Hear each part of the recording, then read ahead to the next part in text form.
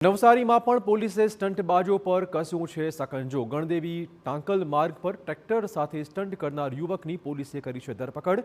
શેરડી ભરેલા ટ્રેક્ટરમાં એક સાથે બે ટ્રોલી ખેંચી જતા ટ્રક ચાલકે સ્ટંટ કર્યા હતા। ટ્રેક્ટરના આગળના ટાયર ઊંચકીને લઈ જતો ચાલકનો સ્ટંટનો વિડીયો થયો હતો વાયરલ।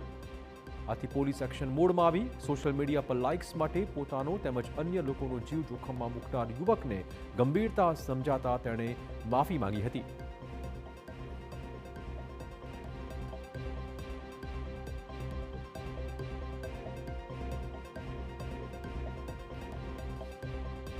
હું સરૈયામાં ડાયવરિંગ કરતા વખતે હું ટાકલ ગામથી પસાર થતાં મારા ટ્રેક્ટરના બે ટાયરા ઉપર થઈ જતા હતા।